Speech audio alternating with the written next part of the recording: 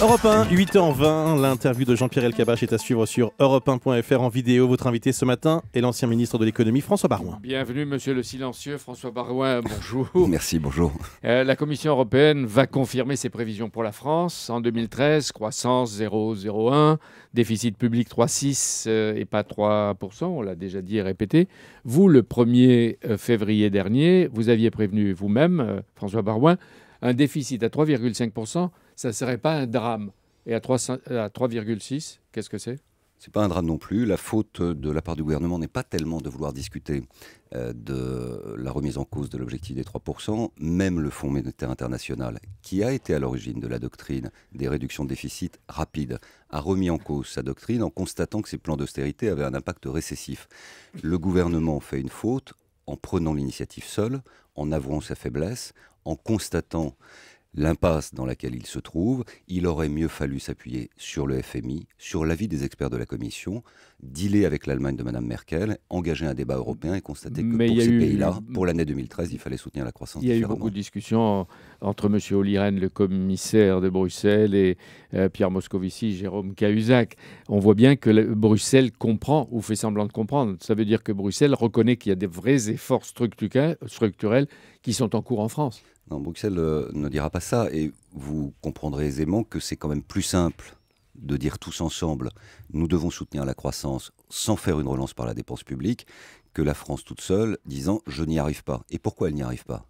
Parce que le gouvernement Hollande a mis en place au départ 20 milliards de dépenses supplémentaires. Ces dépenses l'ont fait placer sous la ligne de flottaison. Il n'y aurait pas eu les 20 milliards, les 3% étaient atteignables, avec des réformes de structure, avec de la libération de l'économie, avec de la TVA sociale, mais par doctrine, par idéologie, par l'élan de la campagne, par la queue de comète qui a placé François Hollande à l'Élysée, eh bien, ils se sont retrouvés enfermés dans un piège à la sortie François de l'été. Baroin, ça veut dire que Bruxelles va accorder probablement un délai nouveau d'1 an.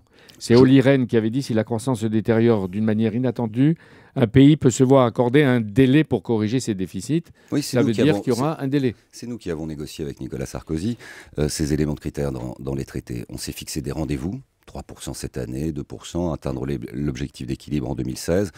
Hollande a mis 2017. Mais c'est nous aussi qui avions négocié les éléments de souplesse. C'est normal, on n'est pas fous et on n'est pas des doctrinaires et pas des idéologues. Il faut savoir s'adapter à l'activité, au ralentissement ou à la croissance.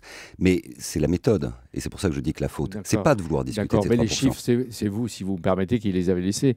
Vous étiez à 4,6 en 2012, 4,6 de déficit. On a réduit même plus vite sur l'exercice. Et cette fois-ci, ça sera 3,6. C'est moins 1 point, c'est peut-être déjà un résultat. C'est mauvais, mais c'est pas la catastrophe. On peut encore redresser. Oui, on va dire que la moitié de l'exercice budgétaire était liée à la présidence Sarkozy, donc on va dire aussi qu'une partie de l'effort, s'il est atteint, est à mettre à l'actif du précédent gouvernement. Mais peu importe, on ne regarde pas dans le rétroviseur, on regarde devant.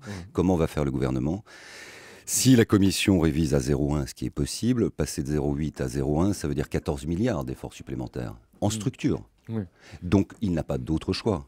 Non pas d'augmenter les impôts parce qu'on est à saturation. Mais de réduire les dépenses publiques. Mais vous avez entendu le Premier ministre hier, il a affirmé que zéro déficit reste l'objectif pour 2017 et il dit qu'il faut réduire nos déficits et soutenir la croissance. L'un ne peut pas aller sans l'autre. Non mais le Premier ministre, quand on l'écoute, est confondant de naïveté et il donne l'impression de vivre sur une planète ou un satellite qui tourne sur lui-même en dehors de l'atmosphère. On ne peut pas continuer comme ça. On ne peut pas ne pas appréhender l'économie telle qu'elle est. On ne peut pas appréhender les efforts de structure qui sont absolument nécessaires. On a un problème de coût du travail, il faut le baisser. On a un problème de retraite, il faut aborder courageusement cette problématique. Et on a un problème de dépenses de l'État et d'autres sources, de la sécurité sociale, des collectivités locales. C'est sur ces 3 sources qu'il faut travailler et il faut le détailler. Vous parlez comme si vous tous, quand vous étiez là, vous aviez tout réglé, vous aviez tout fait.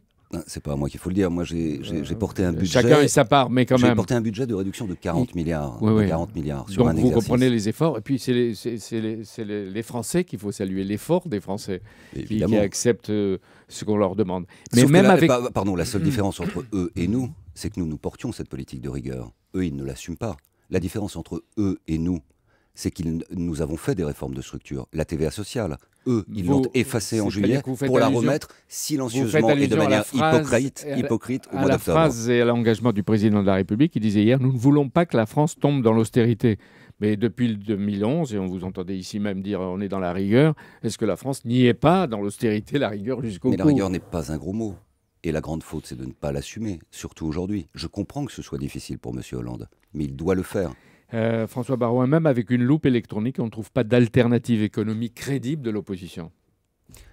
D'abord, il y a une période de deuil. On a quitté le pouvoir il y a 8 mois et il y a une période de décence. Les Français ont choisi, ils ont choisi Hollande et c'est la raison pour laquelle je pense qu'il est un peu tôt pour juger définitivement. On peut en revanche additionner les petits cailloux qu'ils ont placés sur le chemin de l'activité économique pour constater que ça ne va pas dans la bonne direction. La journée de carence, 60 millions, c'est grave, c'est pas grave, jugé par vous? C'est ministre de l'économie. C'est une faute puisqu'ils ont effacé la révision générale des politiques publiques et la journée de carence était aussi un message adressé, pas simplement pour faire des économies au service de la réduction des dépenses de l'État, mais pour mettre en perspective un effort collectif, y compris de la part de la puissance publique.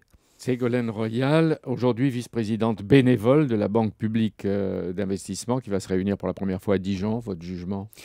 D'abord, qu'est-ce que la BPI? C'est l'addition d'Oseo, qui était la banque des PME, des PMI, pour permettre à des entreprises de passer un cap difficile ou de financer leurs projets d'investissement, et du Fonds stratégique d'investissement pour aller au capital. Il regroupe cette affaire. Cet enfant est mal né, il faut le dire, et soulève plus de points d'interrogation que n'apporte de réponse définitive. Mais il est utile ou pas?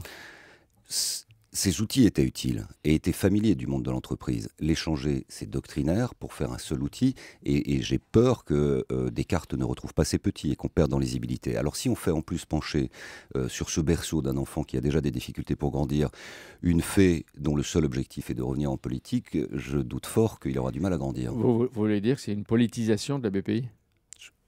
Écoutez, je ne doute pas des immenses qualités de Mme Royal en matière financière, mais pas seulement elle. Mais je suis assez choqué d'entendre son entourage dire c'est formidable, elle a un poste national pour pouvoir revenir en politique. Je suis désolé, la Banque publique d'investissement, quand on a une croissance atone, mérite un peu mieux que l'ancienne candidate socialiste à l'élection présidentielle. Mais elle a peut-être sa compétence qu'elle va montrer. Sûrement, ou peut-être pas. Ils étaient tous là, les amis de Nicolas Sarkozy, hier, les vrais et les faux, mais on n'a pas entendu d'appel. Nicolas, reviens. Pareil, il y a un peu une période de deuil. C'était pas une réunion d'anciens combattants hier, hein. C'était plutôt la mise en valeur de son action internationale. C'est-à-dire, c'est pas la nostalgie, mais est-ce que vous voulez dire que vous en faites déjà un candidat d'avenir? Moi, je suis sur la ligne, on ne va pas lui mettre de pression, il est assez grand, il est le seul parmi nous à avoir été chef de l'État. Nous verrons quelle sera sa décision. Dans l'intervalle, on doit travailler. Mais est-ce qu'il porte encore l'étiquette UMP, lui?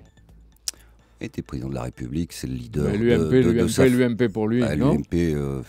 Qu'est-ce que vous voulez que je vous raconte? On a eu quand même quelques difficultés. Hein. Il y a eu un combat de rue, ça n'a pas donné une très belle image.